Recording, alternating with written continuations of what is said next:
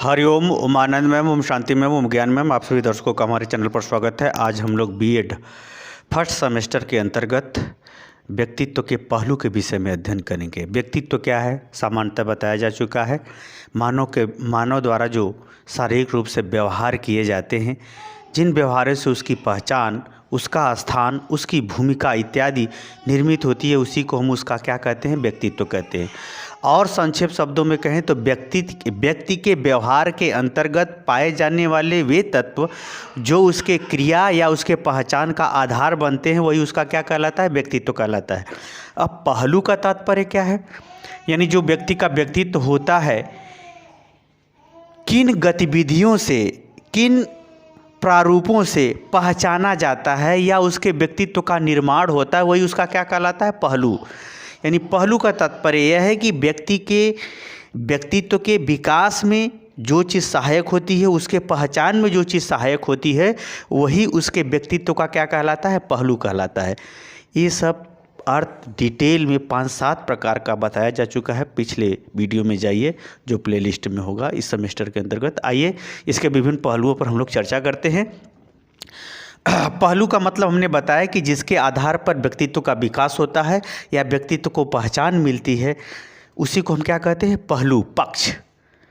जैसे आप कोई कार्य कर रहे हो, आपके पक्ष में कोई सपोर्ट कर रहा है, जिसके आधार पर, उस सपोर्ट के आधार पर आप आगे सफल होते हो, तो जो सपोर्ट कर रहा है वो आपका पक्ष है, एक पहलू है। अगर वो सपोर्ट न करे तो आपका कार्य नहीं होगा। उसी तरह से व्यक्तित्व के विकास में या उसके पहचान में जिसका योगदान होता है या जिन प्रक्रियाओं का उसमें भूमिका होती है, वही उसकी क्या कहलाती है, पहलू। इन पहलुओं के विषय में गैरिसन और उनके सहयोगियों ने कुछ निश्चित दृष्टिकोण प्रस्तुत किए हैं, जिसके अंतर्गत हम इस वीडियो में इसकी व्याख्या करेंगे। पहला है क्रियात्मक पहलू, यानी व्यक्तित्व का जो विकास होता है या उसकी पहचान होती है, वो क्रियाओं के आधार पर होती है।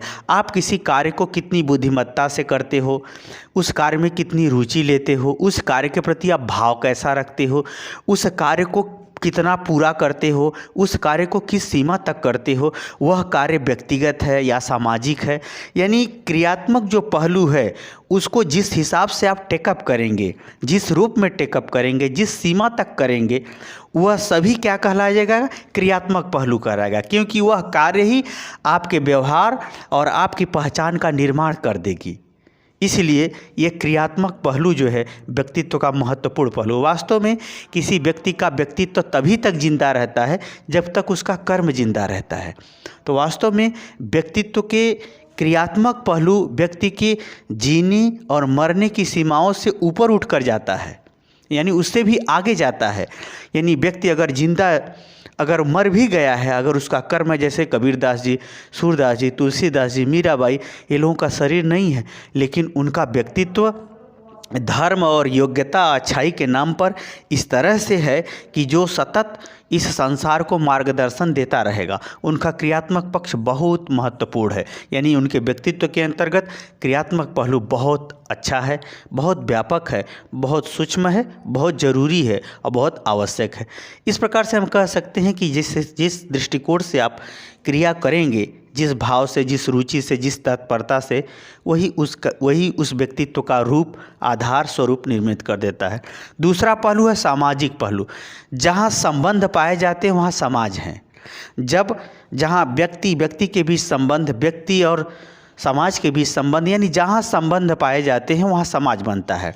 और जहाँ समाज बनता है वहाँ व्यक्ति और समाज के बीच में नियम भी बनते हैं। उस समाज की अपनी संस्कृति होती है, उसकी परंपरा होती है, रीति रिवाज होते हैं, मान्यता होती है, उस समाज का मूल्य होते हैं, उस समाज का कुछ व्यवहार होते हैं, उस समाज की अपनी सभ्यता होती है। यानी कहने का मतलब व्यक्तित्व का दूसरा भी पहलू जो होता है, व्यक्ति और समाज के बीच का लिया जाता है।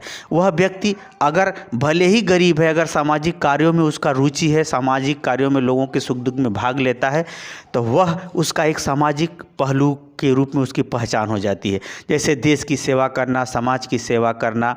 जैसे स्वतंत्रता संघर्ष वालों को देखिए, बिल्कुल गरीब थे लेकिन सेवा किए, उस सेवा के माध्यम से ही सामाजिक रूप से अमीर हो गए, उनका इतिहास हो गया। उनकी महानता स्थापित हो गई। कहने का ये तात्पर्य है कि व्यक्ति और व्यक्ति के बीच में जो संबंध होते हैं उस संबंधों को आप कितना महत्व देते हैं, उन संबंधों के प्रति आप क्या त्याग करते हैं, उन संबंधों के आधार पर आप अपने को किस रूप में प्रस्तुत करते हैं, वैसा आपका सामाजिक व्यक्तित्व होगा। जैसे समाज के नियम को मानते हैं, समाज के अच्छे नियम को मानते हैं, समाज के खराब नियम को दूर करते हैं, तो इस प्रकार से सामाजिक सुधारक के रूप में आपका व्यक्तित्व बन जाएगा। अर्थात जिस तरह से समय बदल रहा है तो आवश्यकता बदल रही है, तो समाज के भी स्वरूप को बदलना चाहिए, क्योंकि अगर वर्तमान पूरा होता तो भविष्य को आने की आवश्यकता नहीं होती। तो कहने का तात्पर्य है कि समाज की जो स्थिति है, परिस्थिति है, उसके अनुसार सामूहिक रूप से जो आवश्यकता है, जो परिवर्तन है, उसके अनुसार आप कैसा व्यवहार करते हो, कैसा उसे महत्व देते हो, उन संबंधों को आप कहाँ तक आगे बढ़ाते हो। जैसे किसी को तो अपने घर के ही संबंध को नहीं मानता, कोई अनजाने व्यक्तियों से भी मानवता के नाते संबंध जोड़ करके आगे बढ़ जाता है, समाज सेवक कहलाता है। तो उन संबंधों को, उन मूल्यों को, उन आदर्शों को और समाज के संबंधों को आप जितना महत्व देंगे उस हिसाब से आपके व्यक्तित्व का निर्माण होगा और उसी हिसाब से आपकी पहचान बनेगी, उसी हिसाब से आपका एक जो है अस्थायी रूप से व्यक्तित्व को लोग निर्मित कर देंगे या पहचानेंगे। तीसरा पहलू है कारण संबंधी पहलू। अब रह गई कारण संबंधी का तात्पर्य है, ये भी महत्वपूर्ण है। जैसे भारत की आज़ादी क्यों आवश्यक थी, उसके पीछे कारण क्या था? अंग्रेजों का शोषण। यानी कहने का मतलब है कार्य कारण संबंध का व्यक्ति और समाज के बीच में क्या कारण है, व्यक्ति और व्यवहार के बीच में क्या कारण है, आवश्यकता और व्यक्ति के बीच में क्या कारण है, जाति और धर्म के बीच में क्या कारण है, जाति के विकास का क्या कारण है, किसी देश के विकास का, यानी कार्य कारण संबंध, वे भी आपके व्यक्तित्व का जो है रूप देते हैं। जैसे आपको बहुत ज़रूरी धन है, आप मेहनत लगा के पढ़ते हैं, तो आपकी निर्धनता ही आपके व्यक्तित्व के विकास का कारण बन गई। अर्थात कहने का मतलब जो भी कारण बनता है किसी व्यवहार में, किसी क्रिया में, उन कारण के प्रति आपका संबंध ही आपके व्यक्तित्व का विकास कर देगी। अर्थात अगर आप गरीबी दूर करना चाहते हैं, कम पढ़ पाते हैं तो कमी दूर होगी, ज़्यादा पढ़ते हैं और सफल होते हैं तो आप हमेशा के लिए या अपने जीवन भर के लिए गरीबी दूर कर सकते हैं। कहने का मतलब ये है कि कारण और संबंधों के बीच जैसा संबंध होगा, जैसा प्रभाव होगा, जैसी स्थिति होगी, वैसा आपका व्यक्तित्व बनेगा। आपको बहुत तेज भूख लगी है तो उसके कारण से आप बहुत जल्दी भोजन खोजेंगे। कहने का ये तात्पर्य है कि व्यक्ति कार्य के पीछे कारण उसके व्यक्तित्व का निर्माण कराता है। जैसे अगर हम बात करें, गांधी जी के पीछे अपमान एक ऐसा कारण बना कि जो पूरे भारत को सम्मान दिलवा दिया, अर्थात आज़ाद करा दिया। रामचंद्र जी के पीछे माँ सीता जी को खोजने का ऐसा कारण बना जो पूरे विश्व को राक्षसों से विहीन कर दिया। कहने का ये तात्पर्य है कि कारण जितना ज़बरदस्त होगा, कारण जितना प्रभावशाली होगा, जितना व्यापक होगा, उतना ही आपके व्यापक व्यक्तित्व का निर्माण कर देगा। वह सामाजिक स्तर पर, पारिवारिक स्तर पर, राज्य स्तर पर, विश्व स्तर पर भी ऐसा व्यक्तित्व बनते देखा गया है या पाया जाता है। यानी कारण के आधार पर आपके व्यक्तित्व, यानी जैसे ही कारण जितना ही प्रभावशाली होगा, कारण जितना ही व्यापक कारण होगा, उतना ही आपका सामाजिक पहलू और क्रियात्मक पहलू व्यापक बना देगा। उतना आपके व्यक्तित्व को ऊंचाई मिल जाएगी, उतना आपके व्यक्तित्व को पहचान मिल जाएगी, उतना ही आपका व्यक्तित्व का पहलू व्यापक होगा। आगे है अन्य पहलू। ये बहुत महत्वपूर्ण है। अन्य पहलू के अंतर्गत भी हमारे व्यक्तित्व का निर्माण होता है, पहचान बनी। जैसे हृदय परिवर्तन हो जाना, किसी दुर्घटना के कारण से भावना का बदल जाना, दया के कारण से पूरा जीवन छोड़ देना या त्याग कर देना। जैसे अशोक सम्राट, हृदय परिवर्तन हो गया, धर्म का मार्ग पकड़ लिया उन्होंने। उसी तरह से जगजीत सिंह जो गज़ल गाते थे, उनका सयाना बेटा जब मर गया तो उनके हृदय से दर्द भरी आवाज़ें या दर्द भरा गज़ल बहुत गंभीरता और बहुत सुर में निकलना शुरू हो गया। उनके वहाँ से जीवन का टर्निंग पॉइंट हो गया।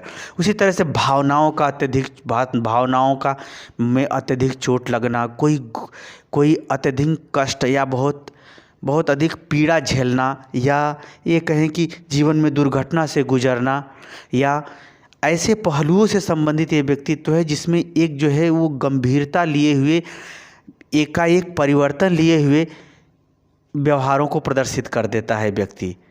जैसे मैंने बताया ना, इसमें एकाएक भावनाओं का चोट, हृदय का परिवर्तन, आक्रामकता, व्यक्तित्व का पूरा बदल जाना। जैसे सामान्य व्यक्ति है, उसका ऐसा अपमान हुआ कि वो अपराधी बन गया। तो इसमें ऐसे पहलू आते हैं जो जीवन में एकाएक परिवर्तन लाते हैं, या एकाएक जो है अच्छाई की तरफ मोड़ देते हैं, एकाएक बुराई की तरफ मोड़ देते हैं, या एकाएक जो है व्यक्ति के अंदर एक क्रांतिकारी परिवर्तन आ जाता है, व्यक्ति के अंदर एक व्यापक ऊर्जा का संचार हो जाता है, जिसके आधार पर वो अपना पहचान अपना बना लेता है। जैसे कितने लोग अपमान से सम्मान को पा गए, अपमान झेला और उस अपमान का बदला लेने के लिए योग्यता का विकास करके एक दिन सम्मानित हो गया और उसको बदला भी ले लिया। कहने का मतलब ये है कि अन्य पहलू बहुत सूक्ष्म और व्यापक है। जैसे किसी लड़की का माँ बनना, ये बहुत, उसकी माँ का जो व्यक्तित्व, जो उसका दर्द है, जो वेदना है, जो प्रभाव है, जो अनुभव है, ये अन्य पहलू के अंतर्गत उसको वह भाव, वह विचार, वह धैर्य, वह गंभीरता, वह सहनशीलता इत्यादि को जन्म देता है। इस प्रकार से अगर हम देखें तो अन्य पहलू भी आपके व्यक्तित्व का पहचान या आपके व्यक्तित्व का परिवर्तन या आपके जीवन में परिवर्तन इत्यादि का कारण बनता है। इस प्रकार से इन्होंने 4 महत्वपूर्ण दृष्टिकोणों से व्यक्तित्व के पहलुओं की चर्चा की है, जिनके माध्यम से वह अपना विकास, अपनी पहचान सुनिश्चित करता है। मुझे उम्मीद है कि मेरिसन के और उनके अन्य सहयोगियों द्वारा व्यक्तित्व के विकास के जो सहयोगात्मक पक्ष रहे, या जो क्रियात्मक पक्ष रहे, जो भावात्मक पक्ष रहे, या परिवर्तन संबंधी पक्ष रहे, उनको आप समझने में सफल हो गए होंगे। समझ में आ गया हो तो बिना देरी किए लाइक शेयर सब्सक्राइब कर दीजिए। आज के लिए इतना ही। हरिओम।